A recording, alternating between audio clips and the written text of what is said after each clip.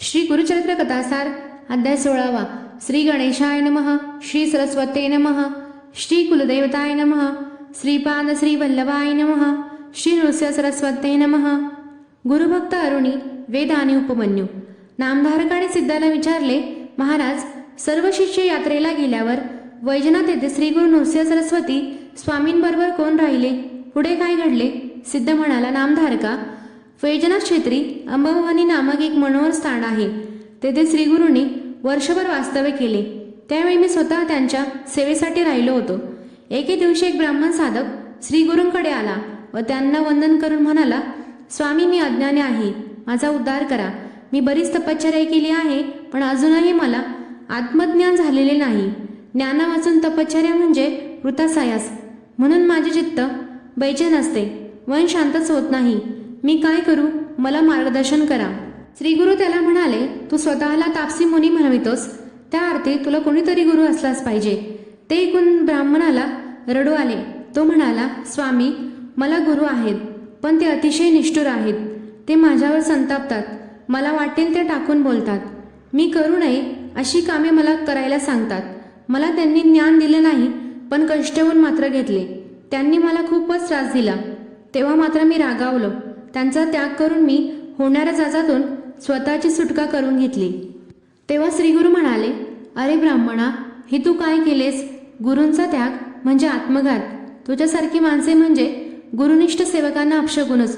तो आपले गुण अवगुण पाहत नाहीस आणि गुरूंचे दोष मात्र मोठ्याने ओरडून सांगतोस.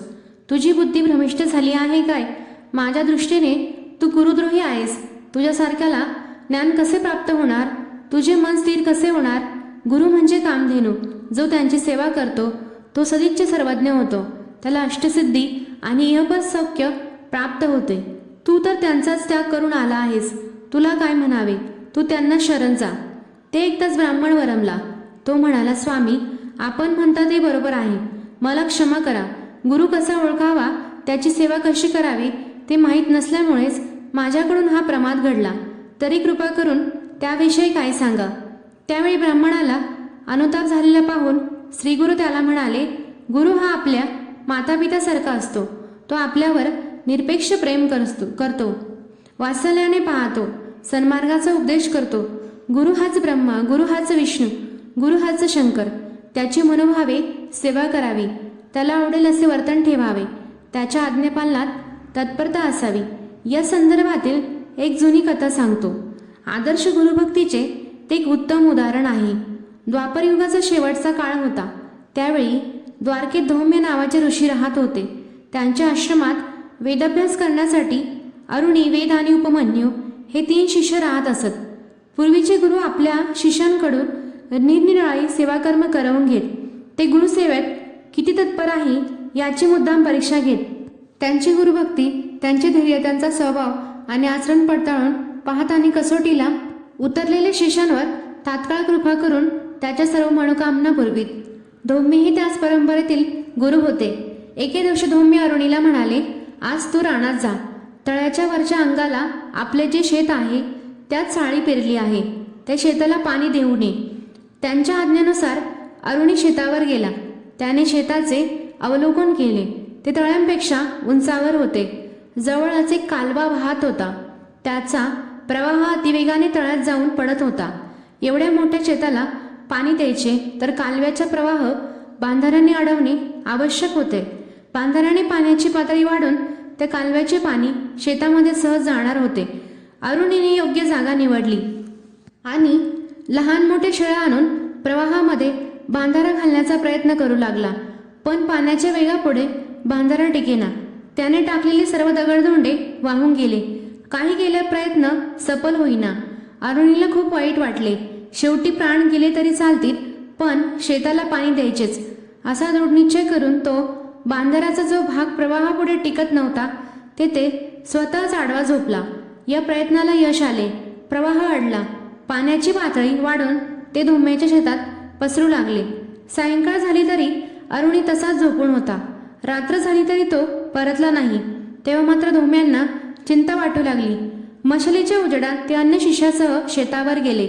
त्या शेताला भरपूर पाणी मिळालेले आहे हे पाहून त्यांना मोठे समाधान वाटले. पण अरुणी कोठेही दिसेना. ते त्याला हाक मारू लागले. तेव्हा अरुणी त्यांच्या देखत प्रवाहातून बाहेर आला. तो थंडीने पुरता गारठून गेला होता. दातांवर दात आपटत होते. त्याच्या सर्वांगावर शहारे उभे राहिले होते, पण मुखावर कर्तव्यपूर्तीचे समाधान विलसत होते. धोम्यांनी विचारले, अरुणी, तू यावेळी पाण्यामध्ये काय करीत होतास? अरुणीने त्यांना सर्व प्रकार सांगितला. तेव्हा त्याची गुरुभक्ती पाहून त्यांचे अंतःकरण भरून आले. बाळा, तू धन्य आहेस, असे म्हणून त्यांनी त्याला वात्सल्याने जवळ घेतले. आपला वरदहस्त त्याच्या मस्तकी ठेवला आणि म्हणाले, तुला सर्व विद्या अवगत होतील. त्यांच्या आशीर्वादाने अरुणी तात्काळ महाज्ञानी झाला. धोम्यांनी त्याला आश्रमात नेले. त्याला स्वहस्ते स्नान घातले, जेव खाऊ घातले. दुसऱ्या दिवशी ते त्याला म्हणाले, अरुणी, तुझा विद्याभ्यास पूर्ण झाला आहे. सेवेच्या रूपाने तू गुरुदक्षिणाही दिली आहेस. आता घरी जा, विवाह करून सुखाने संसार कर. त्यांचा निरोप घेऊन अरुणी स्वगृही परतला. अरुणी निघून गेल्यावर धौम्य ऋषींनी आपल्या दुसऱ्या शिष्याची वेदाची परीक्षा पाहावयाचे ठरवले. वेद त्याची सर्व प्रकारे सेवा करायचा. एके दिवशी धौम्य त्याला म्हणाले, तू आता शेतावरच राहा, पिकाचे नीट राखण कर. गुरु आज्ञेने वेद रानात राहून साळीच्या पिकाची अहोरात्र देखभाल करू लागला. पीक तयार झाल्यावर कापणी व झोडपणी करून त्याने खळ्यामध्ये धान्याची रास तयार केली. दिवसभराची काम संपवून तो रात्रीच्या वेळी गुरूंच्या आश्रमात आला व म्हणाला, पीक हाती आले आहे, आता काय करू? धोम्यांनी त्याला रेडा झुंपलेला एक गाडा दिला व म्हणाले, आता धान्य घेऊन ये. वेद पुन्हा शेतावर गेला. गाड्यात 2 खंडी साळी भरली आणि माघारी वळला. पण रेड्याला गाडा ओढवेना. काय करावे? वेदाला प्रश्न पडला, पण त्यानेही जोखडात मान अडकली आणि रेड्यासह तोही गाडा ओढू लागला. गाडा ओढताना त्याला खूप त्रास होत होता, पण त्याला त्याची पर्वा नव्हती. मार्गाने चालताना रेडा चिखलात रुतला. काही केलं तो बाहेर येईना. शेवटी वेदाने रेड्याला सोडले. शर्तीचे प्रयत्न करून गाडा बाहेर काढला. रेड्याच्या गळ्यातील फास स्वतःच्या गळ्याभोवती बांधला आणि खांद्यांचा आधार देऊन गाडा ओढू लागला. तो गाडा एवढा जड होता की ओढताना दोर आवळला जाऊन त्याच्या गळ्याला अक्षरशः फास बसला. प्राण कासावीस झाले, पण तो डगमगला नाही. गाडा हाकीत तो कसाबसा गुरु आश्रमी पोचला. त्यावेळी त्याची अवस्था पाहून धोम्यांना अपार करुणा आली. त्यांनी धावत जाऊन त्याला सोडविले. स्वहस्ते त्याचा घाम पुसला व त्याला आलिंगन देऊन म्हणाले, बाळ, तुझी गुरुभक्ती पाहून मी प्रसन्न झालो आहे. तू वेदशास्त्र संपन्न होशील. त्या अमोघ वरदानाने वेद क्षणार्धात ज्ञानी झाला. धोम्यांनी त्याला कल्याणपण आशीर्वादासह निरोप दिला. उपमन्यू हा धोम्यांचा तिसरा शिष्य. तोही गुरूंची मनोभावे सेवा शुश्रूषा करायचा. त्याला आहार जास्त लागायचा. अति आहार हाही एक दोषच आहे. त्यामुळे त्याची विद्याभ्यासात प्रगती होत नव्हती. बुद्धीला जडत्व आले होते.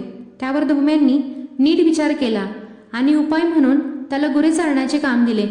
गुरूंच्या आज्ञेने तो प्रत्येक दिवशी गुरुवासरे रानात न्यायचा आणि स्वतःला भूक लागली की लवकर परत यायचा. ही गोष्ट लक्षात येताच धोम्य त्याला म्हणाले, अरे, तू लवकर परत येतोस, त्यामुळे गुरांना उपाशी पोटी राहावे लागते. यापुढे असे करू नकोस. रानात सूर्यास्तापर्यंत थांबत जा. त्याप्रमाणे तो संध्याकाळपर्यंत थांबायचा. अशा वेळी भूक सहन होत नसे. तेव्हा त्याला एक युक्ती सुचली. गुरांना नदीकाठी चराव्यात सोडल्यावर तो नदीत स्नान करायचा आणि तेथेच बसलेल्या 2-4 ब्राह्मणांच्या घरी भिक्षा मागून खायचा. एकदा धोम्यांनी विचारले, उपमन्यू, तू दिवसभर उपाशी असतोस तरी अंगाने धष्टपुष्ट कसा? तो म्हणाला, गुरुदेव, रानात नदीतीरी ब्राह्मणांची वस्ती आहे. भूक लागली की तेथे भिक्षा मागून खातो. तेव्हा धोम्य म्हणाले, अरे, मला टाकून कसा काय जेवतोस? हे योग्य नाही. यापुढे भिक्षा मला आणून दे आणि नेहमीप्रमाणे सूर्यास्तानंतर परत ये. याप्रमाणे तो मिळालेली भिक्षा आश्रमात आणून देऊ लागला. त्या भिक्षेचा अगदी थोडा भाग गुरुदेव त्याला देत असत, पण त्यामुळे त्याचे पोट भरत नसे.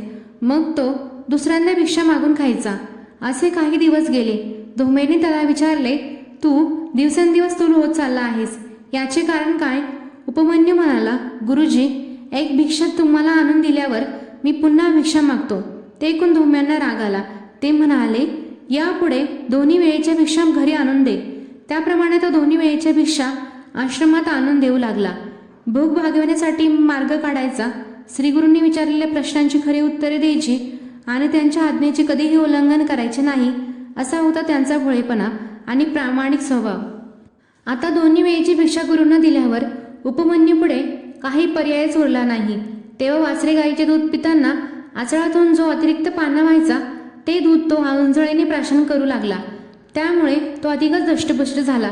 ही गोष्ट गुरूंना कळताच ते म्हणाले, अरे उष्टे खाऊ नये, त्याने दोष लागतो, बुद्धिभ्रष्ट होते, यापुढे असे करू नकोस. तेही त्याने ऐकले. मग त्याचे खरोखरच उपसंहार होऊ लागले. त्याचा जीव भुकेने कासावीस व्हायचा. सायंकाळी आश्रमात परतल्यावर त्याच्या अंगात जराही प्राण नसायचे. एकदा त्याने रुईच्या झाडातून उघडणारा चीक पाहिला. तो चीक त्याला दुधासारखा वाटला. ते उष्टे दूध नाही असा विचार करून त्याने पाण्याच्या दोरणात चीक भरून घेतला. त्या गडबडीत थोडासा चीक त्याच्या दोन्ही डोळ्यात गेला. त्यामुळे त्याची दृष्टीच गेली. समोरचे काही दिसेना. गुरांना घरी न्यायचे कसे, त्याला मोठा प्रश्न पडला. तो रानामध्ये चाचपडत हिंडू लागला. चालता चालता एक आडात पडला. त्यातून बाहेर येणे शक्य नव्हते. भुकेने घात केला. आता गुरे वासरे भटकतील, हरवतील, गुरूंनी विचारलेले तर काय उत्तर द्यायचे, अशा प्रकारे चिंताभग्न होऊन तो रडू लागला. सूर्यास्त झाला. काळोख पसरू लागला तरी उपमन्यू परतला नाही. धौम्य ऋषींना त्याची काळजी वाटू लागली. ते त्याला शोधण्यासाठी रानात गेले. तेथे त्यांची गाई वासरे एकत्र उभी असलेली दिसली, पण शिष्याचा कोठेही पत्ता नव्हता. ते त्याला हाका मारू लागले. त्यांची हाक ऐकताच उपमन्यूला हायसे वाटले. त्याने प्रतिसाद देताच धौम्य ऋषी त्याच्यापाशी गेले. तू आडात कसा पडलास असे त्यांनी विचारले असता उपमन्यूने जे घडले ते सांगितले. तेव्हा धौम्यांनी त्याला अश्विन कुमारांचे स्मरण करण्यास सांगितले. त्याप्रमाणे त्याने रडत रडत अश्विनी कुमारांचा धावा केला. त्यामुळे ते प्रसन्न झाले. त्यांच्या कृपेने उपमन्यूला पुन्हा दृष्टी आली. तो आडातून बाहेर आला आणि गुरुदेवांना आपली किती चिंता आहे ते जाणून घेऊन अनन्य भावाने त्यांच्या चरणी लोटला. त्यावेळी त्यांचा भक्तिभाव पाहून धौम्य परम संतुष्ट झाले. त्यांनी त्याला पोटाशी धरले आणि आपला वरदहस्त त्याच्या मस्तकी ठेवला. त्यांच्या कृपाप्रसादाने उपमन्यूला सर्व वेदशास्त्रे क्षणार्धात अवगत झाली. धौम्याने त्याला घरी जाण्याची आज्ञा दिली. निरोप देताना ते म्हणाले, उपमन्यू, तू विवाह करून सुखाने प्रपंच कर. तुझी खूप कीर्ती होईल. तुझे अनेक शिष्य होतील. उतंक हा तुझा शिष्य शेषाला जिंकून त्याची कुंडली तुला गुरुदक्षिणा म्हणून देईल. जन्मजय राजाला सर्व सत्र कराव्यास सांगून तक्षकाला इंद्राचे शरण आणेल. या आशीर्वादाने उपमन्यू धन्य झाला. धौम्य शिष्यांच्या कथा सांगून श्रीगुरु त्या तापसी ब्राह्मणाला म्हणाले, एकनिष्ठ गुरुभक्तांच्या निस्सीम गुरुसेवेचे अशी कितीतरी उदाहरणे आहेत. गुरुकृपेचे सामर्थ्य फार मोठे आहे. विनम्र भाव आणि परमकोटीची श्रद्धा असणाऱ्यांना गुरुकृपेचे लवकर प्रचिती येते. अशा गुरुदेवांची निंदा करणे यासारखे महापाप नाही. तो दुरात्मा शेवटी नरकातच पडणार. म्हणून माझे तुला एवढेच सांगणे आहे की तू आपल्या गुरूंकडे परत जा. तेच तुला तारून नेतील. त्यांच्या प्रसन्नतेने तुला सर्व विद्या आत्मसात होतील. ते ऐकताच तो ब्राह्मण पश्चातापाने ओक्साबोक्ष रडू लागला. मी श्रीगुरूंचा मोठा अपराधी आहे. आता गुरुशरणी प्राणत्याग करूनच प्रायचित घेतो असे म्हणू लागला. तेव्हा त्याची मनावस्था जाणून श्रीगुरूंनी त्याचे सांत्वन केले.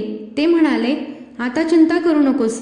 तुला कृतकर्माचा पश्चाताप झाला, यातच सर्व आले आहे. त्या योगे सर्व पाप व दोष जळून गेले आहे. ब्राह्मणाने श्रीगुरूंचे पाय धरले व म्हणाला, गुरुदेव, आपण माझे डोळे उघडलेत. मला बुडत असताना वाचविले. आपले उपकार मी कधीच विसरू शकत नाही. त्याने श्रीगुरूंची अपार स्तुती केली. मला तारा, माझा उद्धार करा अशी करुणा भाकली. तेव्हा त्याच्या अंतकरणातील भाव जाणलेल्या श्रीगुरूंनी आपला वरदहस्त त्याच्या मस्तकी ठेवला. त्याच्यावर कृपादृष्टी टाकून त्याला सज्ञान केले. गुरुकृपेने त्या ब्राह्मणाला वेदशास्त्री व मंत्रशास्त्री अवगत झाली. तो धन्य झाला. आज त्याचा आनंद गगनात मावत नव्हता. श्रीगुरूंच्या आज्ञेने तो आपल्या गुरूंपाशी गेला. त्याची क्षमा मागितली आणि निर्मळ भावाने त्याची सेवा करू लागला.